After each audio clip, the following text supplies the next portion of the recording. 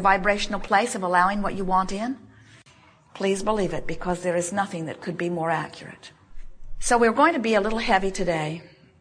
Going to emphasize it a great deal, because it really is what the art of allowing is about. We want you to leave here, if not already really good at it, at least determined to get better at it, at being one who molds your energy. Let's say it in a different way, of being one who creates your own mood. Because you understand that when you create a mood of joy, you're allowing everything that you've been asking for to come in. When you create a mood of love, you're allowing everything that you want to flow in. When you create a mood of expectancy, you're allowing everything you want. When you feel ornery, when you feel pessimistic, when you feel afraid, when you feel angry, even when you're frustrated and overwhelmed, those are indications that you've got your frequency set in a different place, and sincere, concentrated, deliberate molding is in order.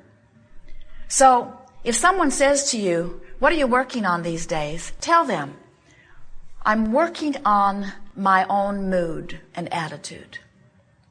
And if they're wise enough to ask you why, tell them, because that's my true, in the moment indication of how many of the wonderful things that I have been praying for and asking for, I'm allowing into my experience right now. Tell them, I'm no longer dictating my focus by whether it's interesting or whether it's important or whether somebody else is pointing at it or whether somebody else has made a big deal about it. I'm no longer guiding my sculpture of my life by any outside factor or guidance. I'm guiding it completely by the way I feel. And when you get there, now you are ready to travel with us on an emotional journey that will take you into the resources and the realm of all things wonderful that you have ever imagined. There is nothing that you cannot be or do or have. And there is nothing that is keeping you from the accomplishment or the achieving of anything other than your own attitude, other than your own mood, other than your own focus, other than your own emotional response to what you're giving your attention to. So leave this gathering today deciding that you're no longer one whose feelings can be hurt, because your feelings are no longer up for grab. Because your feelings are not dependent upon what somebody else thinks or does. Your feelings are dependent upon your choice of focus. And since that person that may hurt your feelings also could not hurt your feelings, you've got choices in your imagination. And since that person that may have just hurt your feelings has also done things that thrilled you, you have choices in your memory. And because that person who's trying to hurt your feelings right now is not the only person in your awareness right now, you've got choices right now. You have choices. Imagine taking your canoe down to a very fast-moving river.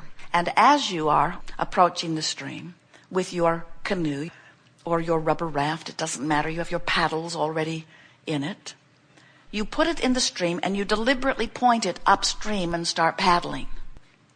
And we say to you, why not turn and go with the flow?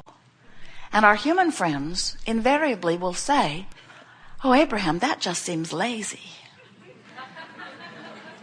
Anybody could do that. And besides that, everybody that I know that's worth anything is paddling upstream. We take classes in it. We build our muscles up to do it. And we compare ourselves to one another constantly to see how well we are doing in fighting the current. And we say, but if you would just let go of the paddles, the stream would turn you and you could have a very nice ride on the stream. And our friends, our physical friends, almost always say, but Abraham, you don't understand. My mother paddled upstream, her mother paddled upstream. Everybody that has any prowess in this physical world at all, every monument that's ever been built was for somebody that paddled upstream. You want a best-selling book? You got to paddle upstream. You have to dig deep, deep holes for yourself, and when you climb out, they give you plaques and awards and things. And our human friends tell us, they say, we've heard there's even more rewards in heaven for those who paddle upstream. And we say, and we know, nothing that you want is upstream. Nothing that you want is upstream. Everything that you are asking for is in that flow. And the reason we know that is because we've seen the stream. We know how it progressed. We know that it brought you into this body. And we know that when you give birth to a rocket of desire, it becomes part of that stream. And we know that the source energy part of you has become that which you are asking for. And by law of attraction is summoning you to the expanded version of you.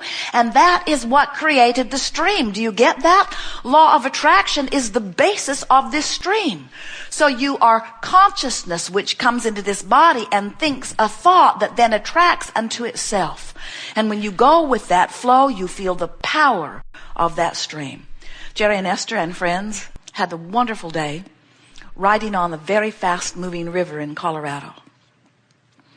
And as they were driving up the canyon in the bus, along with all of the others victims who would soon be in the stream, they were looking at this stream in amazement. They could not believe the speed of it, the ferocity of it, the way the water was spouting up as it was going over the boulders and around the bridge abutments. Esther and Jerry turned to one another more than once and said, "We must be out of our minds." And as they put their raft into the river, it was perfectly clear to them there was no way they were going to paddle upstream in this river. This river was going to have its way with them. And we want to tell you, your river is going to have its way with you too. Because it's a current that got going before you even came into this body, and it's a current that you've added to from the life experience that you've been living as you've been becoming and becoming and becoming and becoming. And this stream is flowing, and you got to go with it if you're going to feel good. You can't buck the current, and when you do, you don't feel good.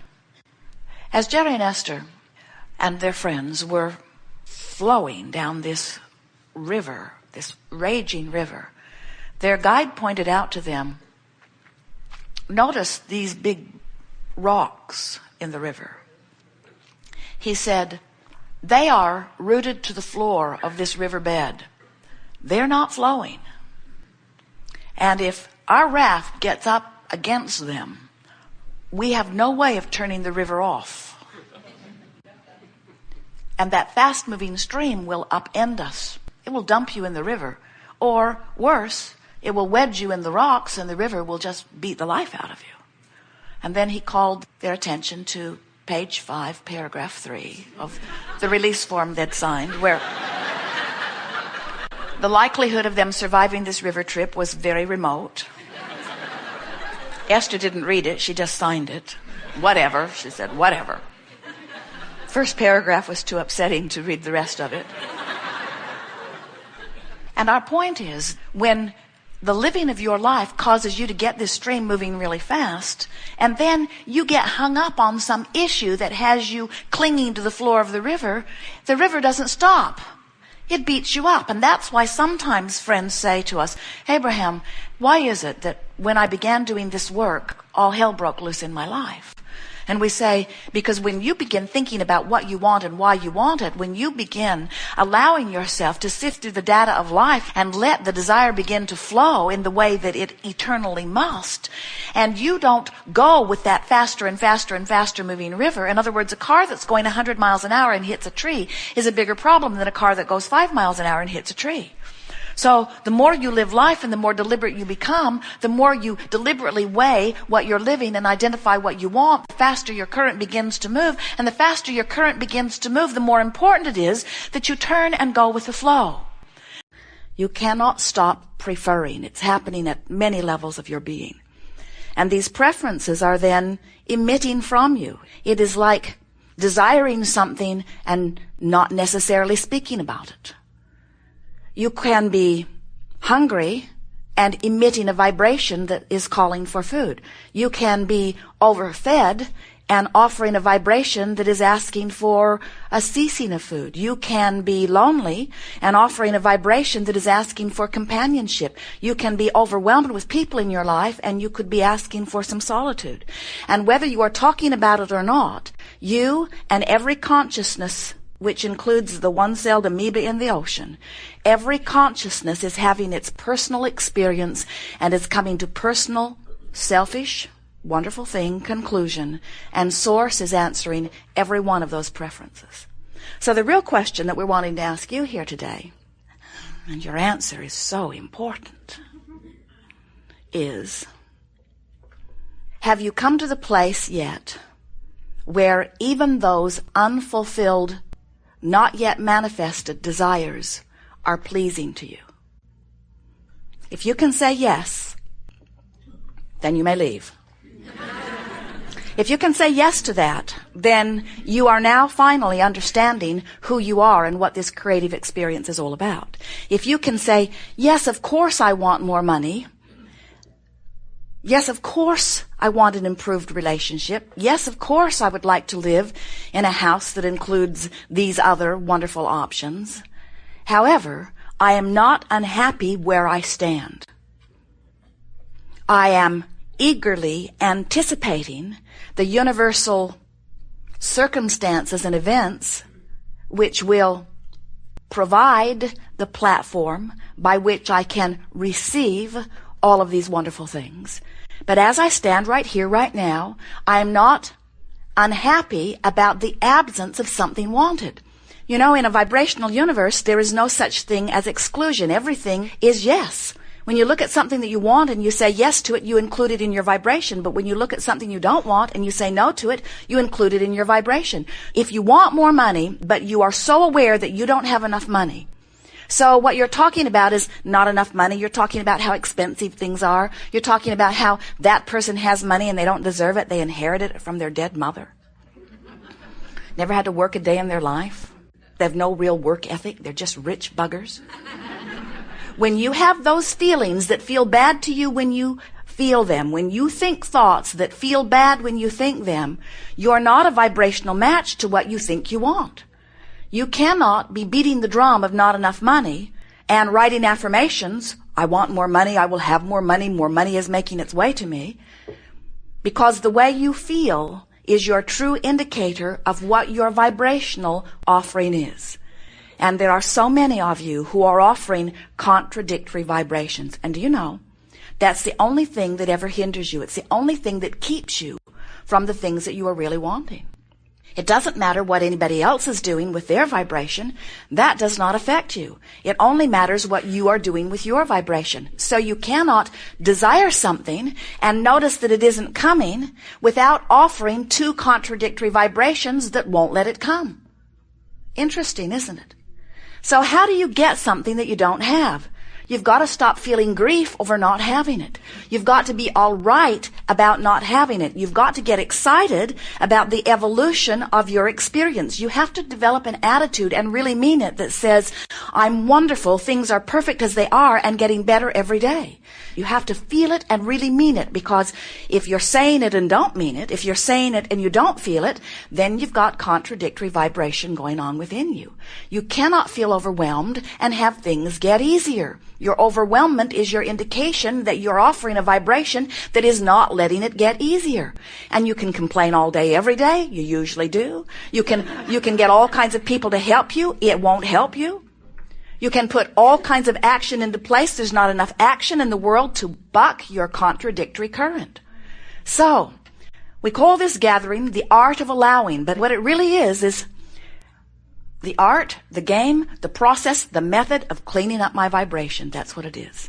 It's cleaning up my vibration so that when I say I want something, I'm a vibrational match to what I say I want, not to its opposite.